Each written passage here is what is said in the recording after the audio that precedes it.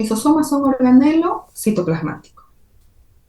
Están presentes en las células eucarióticas, principalmente en células animales y también existen en vegetales, pero a veces también reciben otros nombres.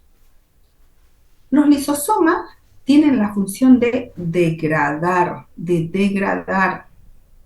descomponer compuestos grandes en compuestos más pequeños. Y los lisosomas tienen una membrana muy resistente porque dentro tienen unas enzimas que son degradativas, que pueden ser hidrolíticas o oxidantes. Eso es muy importante. Después debemos recordar que los lisosomas los vamos a clasificar según lo que ellos degradan, ¿ya? Y vamos a decir, hay el lisosoma primario y hay tres lisosomas que los vamos a llamar secundarios. El lisosoma primario es ese que recién sale del aparato de Golgi con todas las enzimas, pero que aún no ha degradado nada. Por eso es redondito y por eso adentro no se ve nada, ¿ya? Pero cuando este lisosoma primario empieza a degradar cosas, según lo que degrade, lo vamos a llamar fagosoma, residual, autofágico. ¿Sí? ¿Se acuerdan? Fagosoma, el que mete, como ya vimos hace ratito, unas vesículas y después lo degrada. No importa si es pino, no importa si es fago, pero es como comer. Es cuando come algo, mete, lo engloba y luego lo destruye. El residual es cuando se ve que hay lisosomas que meten algunas cosas para degradar, pero no pueden degradar porque no hay la enzima específica y entonces se queda ahí como residuo. Muchas veces se queda en esa célula para siempre, pero a veces se ha visto en los protozoarios sobre todo que hacen el proceso de defecación, es decir, que sacan eso que no sirve para la célula, ¿ya? Isabel Rey, gracias. Y el tercero era, ¿se acuerdan? La vacuola autofágica, autoyumir. Es decir, aquel lisosoma que empieza a degradar partes de la propia célula. Por eso se llama autofágica, porque se come a sí mismo. Entonces recuerden que hay esos tres tipos y vimos las imágenes. Y según lo que engloba, entonces se pueden ver de diferentes formas los lisosomas, etcétera, ¿ya? Eso es lo importante de los lisosomas. Recordemos que hay muchos estudios importantes porque ellos actúan en muchas cosas de nuestra vida diaria, como el útero de bebé más pequeño, en los animales, la cola de los jabusis que hablamos, de cómo el espermatozoide puede entrar en el óvulo, pero también muchas veces puede causar enfermedades cuando estas enzimas salen de los lisosomas y nos pueden causar problemas de, sobre todo, osteoporosis, o nos pueden causar problemas de artritis, por ejemplo, reumatoidea y cosas así. Yo les invito a que si ustedes quieren, busquen un poquito más en el internet sobre cómo actúan los lisosomas en todos estos procesos y también en todas estas cosas de dietas, ¿no? Que se han estado hablando últimamente, ¿ya? Y que lo revisen al profesor japonés que ganó este premio Nobel, porque es muy interesante. Él lo que hacía era conocer cómo funcionaban la autofagia, que es cómo las células se pueden comer a su propia parte de su célula, porque también es muy interesante ver si esta autofagia tiene que ver con problemas de Alzheimer o de diabetes, o también se habla mucho de cómo hacer para que hayan nuestras propias células que degraden células que sean malignas o células cancerígenas, ¿no? Entonces vale la pena verlo un poquito. Y luego, como conocimiento también, recuerden que hay dos tipos de lisosomas que son lisosomas, pero que se les ha dado un nombre diferente por la función específica que cumplen. Peroxisoma, ¿degradan qué? Melanie, Álvarez. Peróxido de hidrógeno. Peróxido de hidrógeno, muy bien, Walter, que es el agua oxigenada, ¿no? Y los glioxisomas, Noreliciles, Degradar triglicéridos.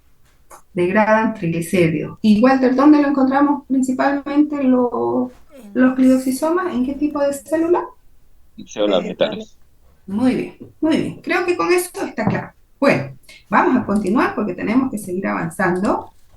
Y ahora, jóvenes, vamos a entrar a un tema muy bonito porque es como la última unidad de nuestro programa. Acuérdense que estamos casi ya terminando el semestre, ¿no? Y parece mentira, pero ya estamos casi terminando el semestre. vamos a avanzar todo junio y ya julio son los exámenes, ¿no? Entonces nos tenemos que otra vez concentrar y ponernos a repasar todas las materias porque pronto empezamos segundo y finales, ¿ya? Y vuelvo a darles ánimo, a decirles lo bonita, lo interesante que es esta carrera que ustedes han escogido porque estamos conociendo la vida, pero la vida en química, ¿no? Es decir, cómo existe la vida en el planeta, porque estos compuestos químicos se han unido de una forma que han hecho lo que seamos ahora todos los seres vivos. No somos más que química.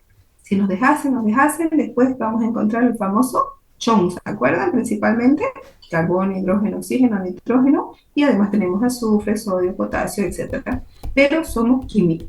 ¿Y cómo se ha formado esta química? Ha hecho que nosotros que primero se forma una gran célula, que después esta célula se volvió eucariótica porque se unieron a las mitocondrias y a los cloroplastos, hubo oxígeno, nos volvimos aerobios, entonces toda una evolución inmensa para llegar a ser lo que hemos sido, lo que somos en la actualidad.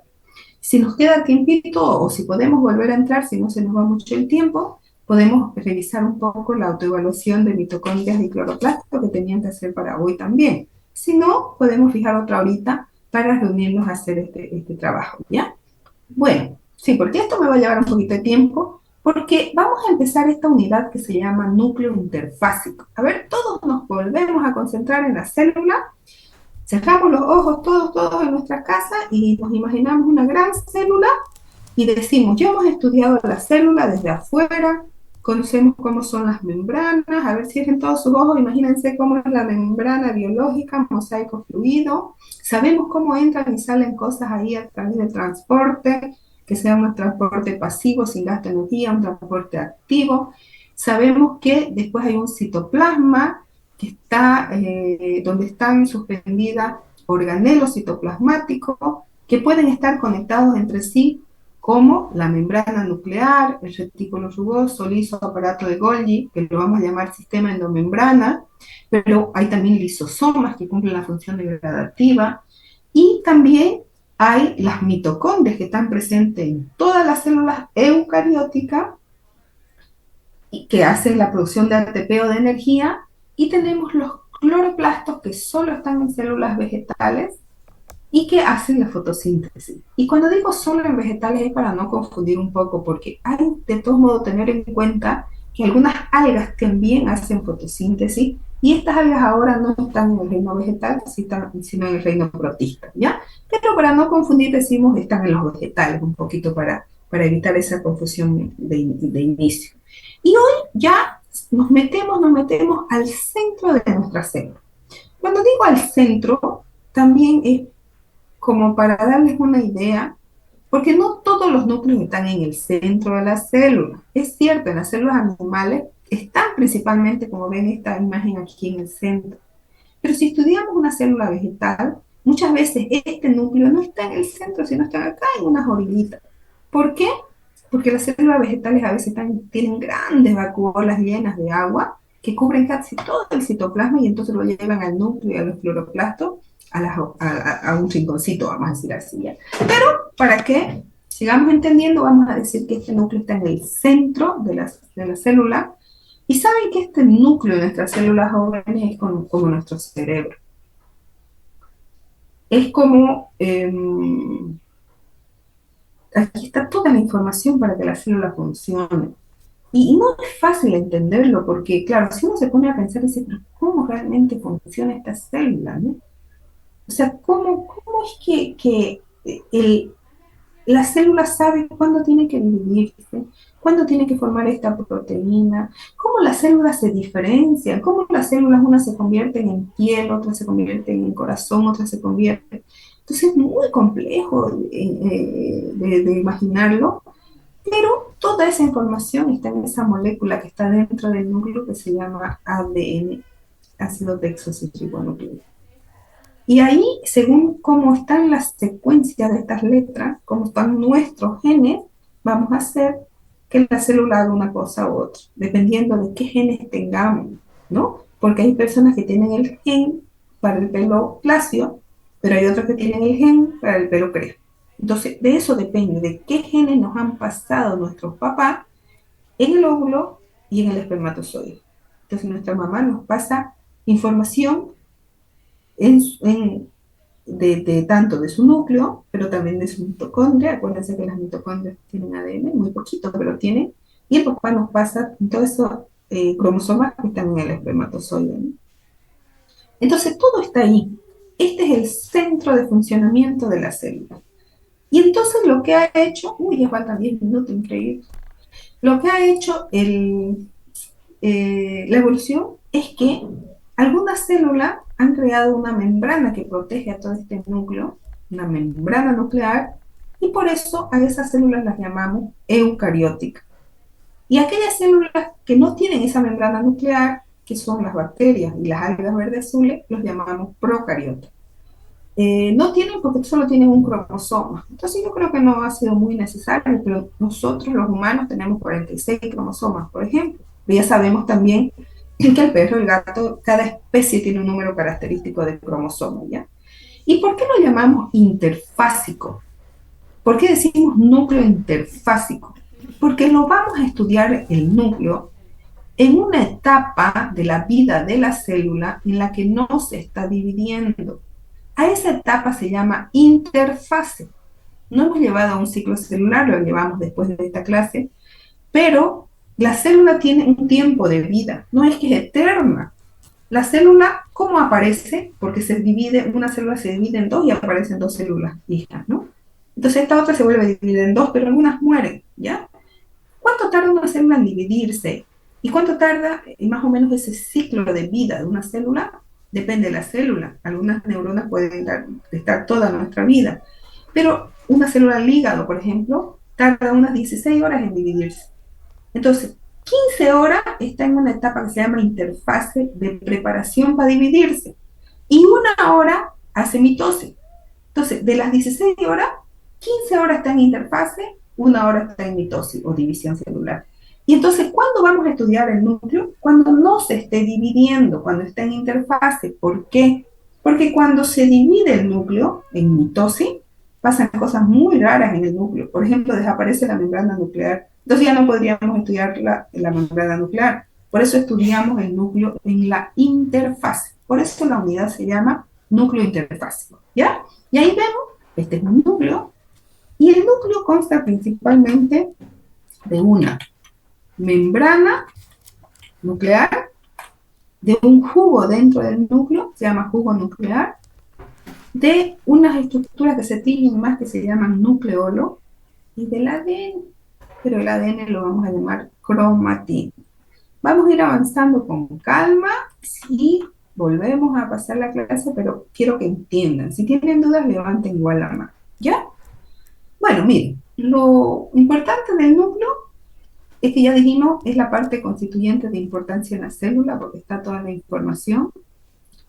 Es grande, generalmente nosotros lo hemos visto, nuestros núcleos de nuestras células con mucha facilidad porque es muy grande, generalmente es ovoide o esférico, y fue observado por primera vez por este señor que se llamaba Roberto Brown en el año 1831, hace mucho, miren ya. Pero su tamaño y su forma va a depender generalmente de la célula. Y como decíamos, es visible durante la interfase, que es el tiempo en que la célula no se está dividiendo. Aquí dice el tiempo entre la división celular y el inicio de la siguiente división. Es el tiempo en que la célula no se divide. Generalmente está en el centro, pero ya les dije que puede estar en cualquier lado de la célula, sobre todo en las vegetales. ¿Y cuál es la función más importante del núcleo?